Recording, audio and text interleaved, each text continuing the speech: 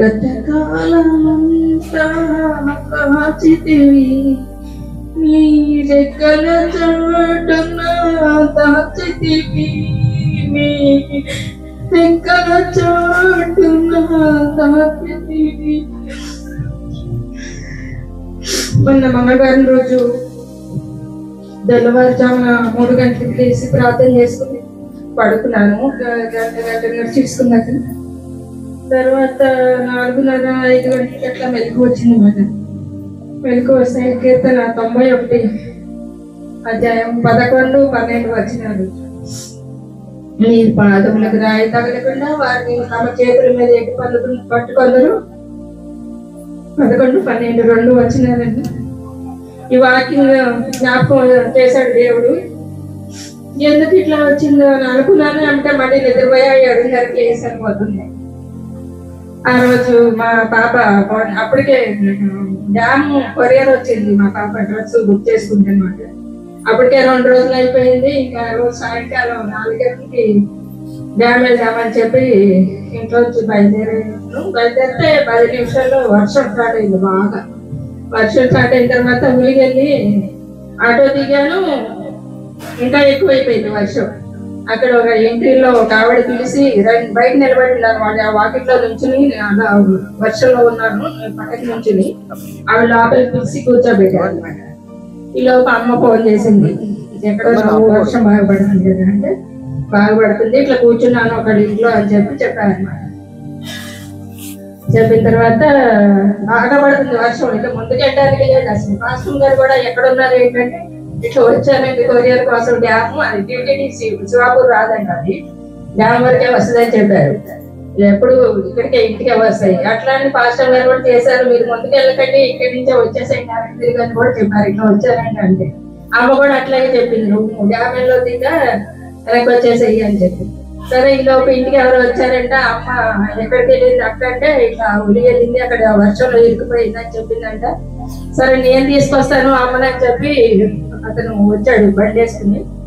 వస్తే అప్పుడు తగ్గిపోయింది. తను వచ్చేటప్పటికి వర్షం తగ్గిపోయింది. వచ్చాడు కదా అని చెప్పి డ్యామ్ వెళ్దామని చెప్పంటే, సరే అమ్మా వెళ్దాం అన్నాడు. అన్న తర్వాత సగం దూరం వెళ్ళాము, వర్షం మళ్ళీ ఎక్కువైపోయింది. ఫుల్ వర్షం, ఫుల్ ట్రాఫిక్ ఉంది అసలు డ్యామ్ లో. అసలు ముందుకు వెళ్ళడానికి లేదు. సగం దూరం వెళ్ళేటప్పటికి ఇంకా భయం వేసి, ఎందుకు ఇట్లా ఇంత వర్షంలో వస్తున్నాను నేను పిచ్చిపెట్టినట్టు, వెనక్కి వెళ్ళిపోదామమ్మా, వద్దు ఈ వర్షంలో వద్దు, ఎందుకో ఎదుగా అనిపిస్తుంది నాకు అని చెప్పంటే వెనక్కి దింపేశాడు. వెనక్కి దింపి ఒక 5 నిమిషాలు ముందుకు వచ్చాము, బండి స్లిప్ అయిపోయి పడిపోయాను వెనక్కి. చాలా అసలు నిజంగా దేవుడు నిజంగా వాగ్దానం ఆ రోజు వాక్యం ద్వారా మాట్లాడాడు. అసలు ఎంత పెద్ద బండి అసలు. ఏ విధంగా హైదరాబాద్ లో కూడా వెంటనే కింద వెనకబడితే చెయ్యి ఫ్రాక్చర్ అయిపోయింది. మొన్న మాత్రం అసలు ఏళ్ళకి కానీ కొంచెం కూడా గాయం అవ్వకుండా అసలు పెద్ద బండి కిందకి వెనక్కి ఇట్లా పడిపోయిన తర్వాత అమ్మా అని 2 చేతులు ఇచ్చి లేపాడు. అసలు తలకి కానీ కొంచెం గాయం కూడా ఎక్కడ అవ్వలేదు. దేవుడు నిజంగా ఎంతగానో కాచి కాపాడు. ఆ రోజు తెల్లవారుజామున వాక్యం ద్వారా మాట్లాడిన మాట నేను అసలు మర్చిపోయాను. పొద్దున్నే అట్లా వచ్చింది, మర్చిపోయాను. ఎందుకంటే మతిమరుపు కూడా నాకు దేవుడు, నేను మతిమరుపు ఇమ్మని కూడా అడుగుతాను. ఎందుకంటే ఎవరైనా నన్ను తింటే నాకు మళ్ళీ గుర్తుండి అదే తలుచుకుని బాధపడతానని చెప్తాను. ఏమి ఇట్లాంటివి గుర్తు రాకుండా చేయబడము అని అడుగుతాను. వాళ్ళని మళ్ళీ ఊరికే ఇచ్చేసుకోకుండా వెతుకొచ్చాడు. అట్లా చాలా విషయాలు నేను మర్చిపోతా, అసలు ఎప్పుడే గుర్తుండదు నాకు. వాకింగ్ కూడా ఆ రోజు అట్లాగే మర్చిపోయాను. తర్వాత ఇంటికి వచ్చినాక మరుసటి రోజు ఎప్పుడు గుర్తొచ్చి, ఓ దేవుడు ఇట్లా ముందే చూపించాడు, అయినా కూడా నేను వెళ్ళాను, ఇట్లా తప్పించాడు కదా అని చెప్పి అనుకున్నాను. దేవుడు ఇచ్చిన సాక్ష్యం ఎన్నో అపాయాలు. అవును, నేను ఇంత కొంచెం హుషారుగా ఉంటానా, నా పేషెంట్ లాగా కనిపిస్తానా? నా వయసు 56 సంవత్సరాలు. మీరు చెప్పండి, అందరూ ఎవరన్నా నేను కొంచెం పని చేస్తా తిరుగుతా ఉంటాను కదా, ఒక పేషెంట్ లాగా అనిపిస్తానా లేకపోతే మామూలుగా ఆరోగ్యం ఉన్నదానిలాగా అనిపిస్తానా? చెప్పండి, మిమ్మల్ని అడుగుతున్నా. బాగానే ఉన్నట్టు కనిపిస్తానా? దేవుని స్తోత్రము. ఎందుకంటే నాకు లైఫ్ ప్రాబ్లం ఉంది, చాలా సీరియస్ అయిపోయి, చాలా హార్ట్ ప్రాబ్లం ఉంది, థైరాయిడ్ ఉంది, బీపీ ఉంది.